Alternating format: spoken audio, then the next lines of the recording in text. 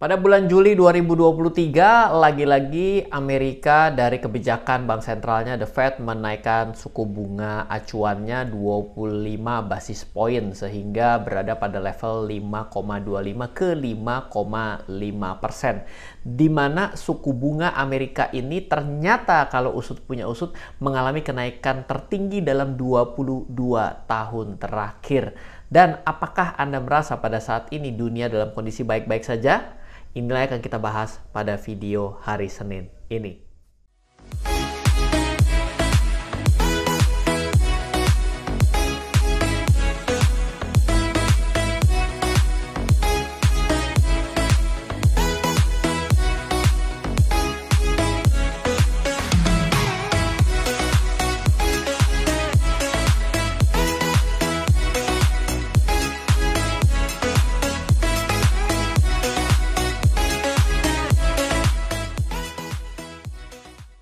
Welcome back di RF Channel on YouTube, back with Ryan Filbert dan juga RF Channel dan juga Forex IMF, di mana setiap hari Senin semua video-video yang ada di kanal RF Channel disupport oleh Forex IMF sebagai salah satu pialang berjangka terdaftar dan diawasi Bapepti di Indonesia, memiliki predikat A++ sebagai salah satu broker yang memiliki prestasi yang baik, setidaknya dalam zero complaint broker dalam 19 tahun berdirinya Forex IMF.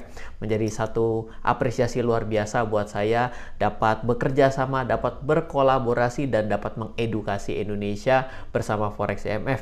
Bila Anda ingin membuka akun untuk trading forex dan juga komoditi derivatif, Anda bisa membuka di foreximf.com. Sekarang juga Anda bisa menggunakan MetaTrader 4 baik melalui desktop Anda ataupun melalui aplikasi di handphone Anda untuk melakukan trading bersama Forex IMF, dan juga mengundang Anda untuk di grup Telegramnya, grup VIP daripada Telegram dari Forex IMF. Anda bisa bertanya, Anda bisa berdiskusi, Anda bisa belajar, Anda mendapatkan informasi ya. Salah satunya kenaikan suku bunga yang baru saja dinaikkan di minggu lalu juga diupdate di grup dari VIP Telegram Forex IMF. Tujuannya apa? Kadang-kadang kita tidak mengetahui, dan yang kedua kita tidak mengerti maksudnya dari kenaikan itu baik atau buruk, dan juga mungkin Anda tidak memiliki strategi, Anda membutuhkan rekomendasi satu hari itu melakukan transaksi apa. Di dalam grup ini juga tersedia semua hal tersebut.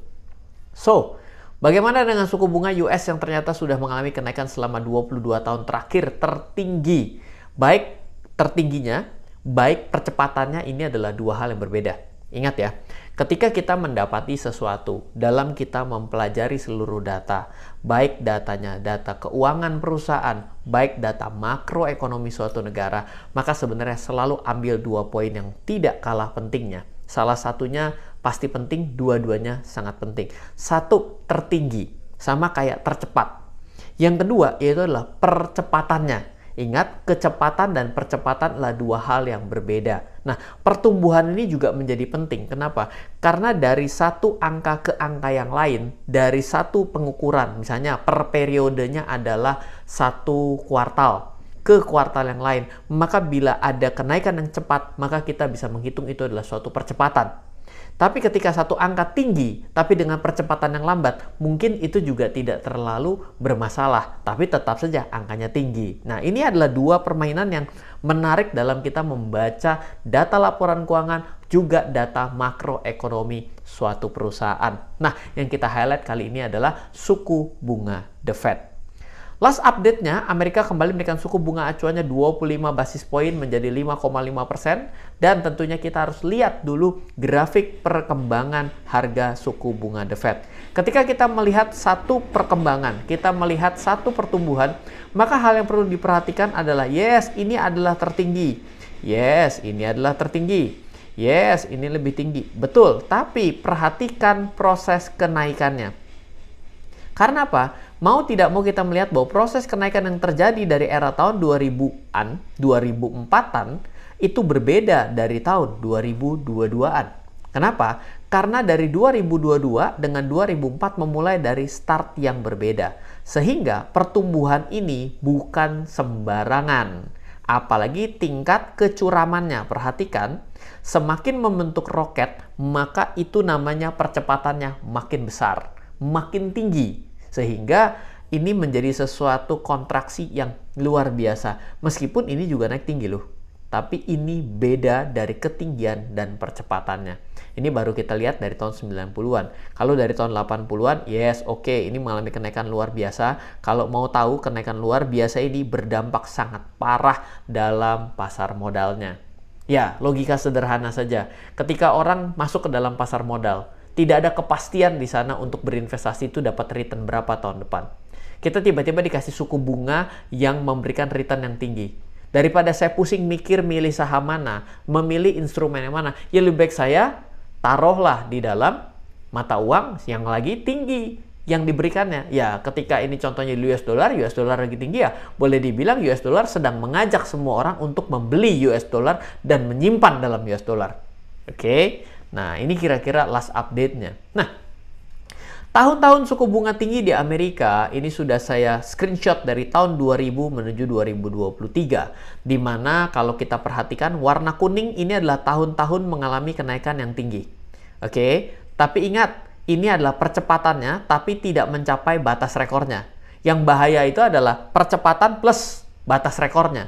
Yang mana di highlight di sini adalah era tahun 2004 menuju 2006, era tahun 2000, tahun 2015, 2018, dan 2022, 2023. Dan lihat ini adalah berapa ribu persen. Ini adalah pecah rekor yang belum pernah terjadi setidaknya dalam 23 tahun terakhir. Kalau ditanya sebelumnya apakah ada, nggak buka data, jadi seingat saya tidak ada. Seingat saya tidak ada. Gitu. Kecuali mundur ke tahun 1970-1980-an lah, kira-kira seperti itu. Tapi di sini kita bisa belajar ya, kenapa? Ya kita akan ambil dari 3 kejadian yang ada runtutannya gitu ya. Dan ini adalah berdekatan dengan area krisis, maka apa yang terjadi pada tahun-tahun sebelumnya dan kita lihat coba dampaknya. Nah, yang pertama coba kita pahami kejadian yang lalu dulu, yaitu 2015 ke 2018 yang paling dekat dengan kita ya. 2015, 2018, maka apa alasan kenaikan suku bunga The Fed pada tahun tersebut? Ternyata jawabannya adalah pemulihan dari krisis tahun 2008. Mengimbangi inflasi dan kenaikan harga. Ya, jadi ketika kita berbicara mengenai kenaikan harga, maka sebenarnya yang kita lakukan adalah dengan biasanya adalah aksi dari itu adalah mengimbanginya dengan yang namanya kenaikan suku bunga. Penurunan tajam suku bunga disambut kenaikan tajam suku bunga. Maksudnya apa? Jadi begini, ketika kita melihat kejadian di sini, kenaikan yang tajam itu diwarnai dengan penurunan yang tajam. Kenaikan yang tajam diwarnai penurunan yang tajam. Kenaikan yang tajam ini ambruk dan panjang. Ya, jadi di sini kita harus tahu bahwa pada satu era kenaikan suku bunga yang naiknya tajam, maka akan ditemui penurunan suku bunga yang tajam. Itu terjadi sepanjang sejarah dari kenaikan penurunan suku bunga Amerika sejak tahun 1950. Jadi kita sekarang lagi nanjak nih roller coasternya. Kita tidak pernah tahu roller coaster itu akan berhenti di titik puncak berapa. Oke, jadi poin ini menjadi sesuatu yang menarik karena kita berada di dalam saksi sejarah dalam 20x tahun terakhir adalah kenaikan suku bunga tercepat secara percepatan dan kenaikan yang tinggi sudah 22 tahun terakhir. 2 pecah rekor. Oke, nah terus efeknya US dollar menguat pada saat dinaikkan suku bunganya. Kenapa? Orang cenderung membeli dolar. Logis ya. Daripada gue pusing milih saham, mendingan beli US dollar. Dan juga terjadi di tahun 2023 ini. Pasar saham melemah. Logis. Kenapa? Karena orang cabut. Nah, jangan lupa ketika kenaikan suku bunga terjadi, maka akan membuat juga efeknya terhadap inflasi. Biasanya seperti itu. Nah, ketika orang tidak belanja akan menyebabkan pertumbuhan ekonomi berkurang. Ketika pertumbuhan ekonomi berkurang akan menyebabkan apa? Pertumbuhan kinerja saham karena perusahaannya jelek jadi bermasalah. Ya, ini berarti akan terjadi konsumsi yang berkurang. Jadi ini adalah dampak selanjutnya. Sebenarnya seperti itu ya. Oke. Ini bagian 2015, 2018, 2004 dan 2006 sampai 2006. Alasan yang sama dengan 2018-2018 tidak sama tapi mirip. Contoh yang pertama didapat dari aksi dari krisis bubble.com tahun 2000-an menyebabkan 2004 harus melakukan kebijakan ini. Lalu respon dari pertumbuhan ekonomi yang kuat. Jadi ketika pertumbuhan ekonomi yang kuat, kalau tidak dinaikkan suku bunga acuannya, ini berarti akan tertinggal dan ini akan berdampak ke tempat lain. Dan ini tentunya adalah selalu bicara mengenai stabilisasi. Yang namanya makroekonomi kan berbicara bagaimana caranya menstabilkan perekonomian. Seperti itu ya. Nah, lalu selanjutnya adalah ini udah. Nah, bagaimana kalau kita berbicara tahun 2000? Tahun 2004, 2015, tahun 2000. Nah, ini menarik sebenarnya di bagian ini adalah keputusan The Fed menaikkan suku bunga pada saat itu dinilai pada beberapa tulisan-tulisan dan buku adalah salah satu keputusan The Fed yang kontroversial. Yaitu kenapa? Karena pada saat itu ternyata kenaikan daripada suku bunga acuan salah satunya diakibatkan untuk bukan merespon dari yang kondisinya seperti ini, respon pertumbuhan ekonomi, tapi respon dari menaikkan suku bunga akibat mengimbangi kenaikan harga saham yang pada saat itu sedang liar. Ya, tinggi sekali akibat bubble ya, bukan bubble-nya tahun 90 tahun 2000-an. .com-nya. Pada saat itu saya sedang belajar, bukan pada saat itu adalah pada tahun 90-an ya, karena pada saat itu saya masih kelas 6 SD. Tapi yang saya pelajari adalah pada kondisi di tahun 2000-an awal itu sebenarnya eranya mirip seperti startup tech yang kemarin rame luar biasa di funding sampai seri-seri itu. Yaitu pada saat itu, tahun 2000-an awal itu, website itu begitu divaluasi mahal, semua yang bikin website itu orang berani investasi dan rame-rame di TBK-kan. Padahal bisnis modelnya belum teruji. Ini kejadiannya mirip seperti tahun 2000-an. Tapi kombonya adalah kita melewati baru saja krisis lah boleh dibilang akibat yang namanya pandemi. Lalu kita juga tidak dalam kondisi yang merespon kenaikan akibat pertumbuhan ekonomi yang baik.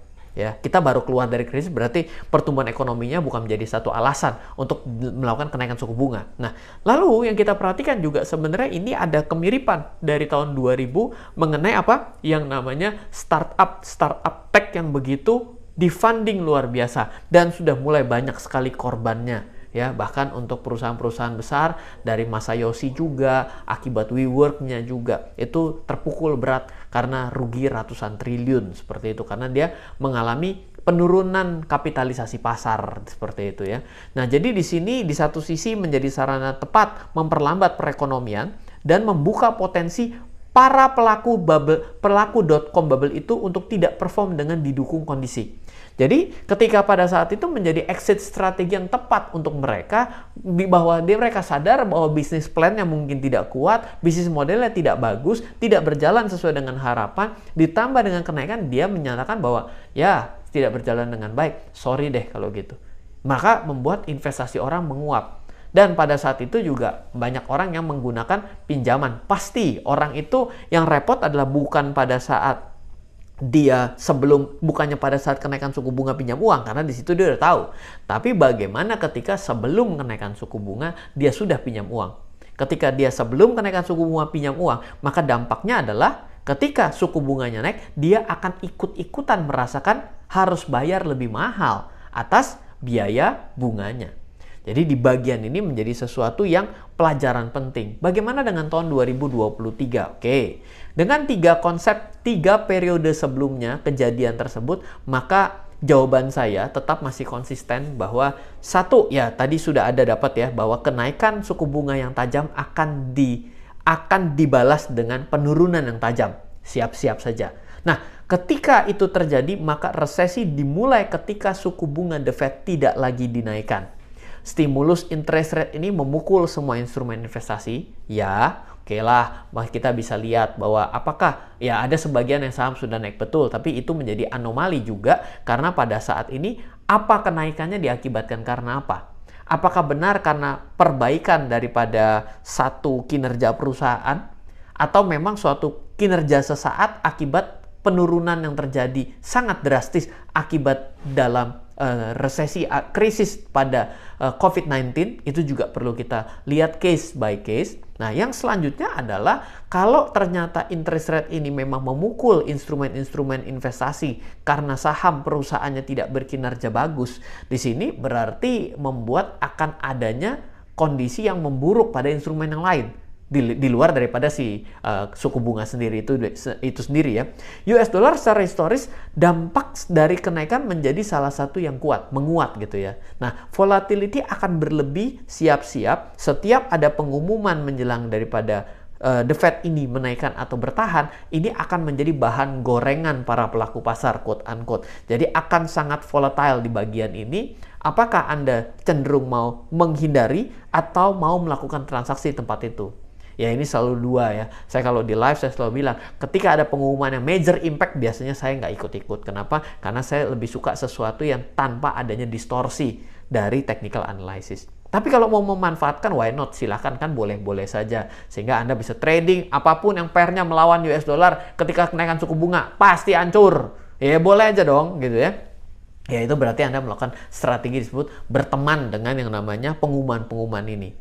Dan kalau misalnya Anda lakukan itu, ya berarti strateginya adalah strategi yang disebut breakout strategy. Ya, jadi memang ketika kita berbicara makro, kita berbicara mengenai analisa keuangan, kita trading forex, ya memang tidak 1 tambah 1 sama dengan 2. Bahkan sekali bernegara pun terbukti di tahun 2000 aja sampai dengan hari ini masih keputusan yang kontroversi. Ya, dengan adanya likuidasi bank tahun 2008 pun, ya 2008 betul, itu juga ada keputusan yang kontroversi juga di sana. Nah, jadi memang selalu akan ada kejadian-kejadian yang mungkin tidak bisa menyenangkan semua pihak. Dan memang benar yang namanya keputusan itu tidak bisa menyenangkan semua pihak, karena once semua disenangi oleh keputusan tersebut, di situ katanya berdasarkan pepatah bijak adalah ciri-ciri kegagalan ketika semua pihak bisa disenangkan.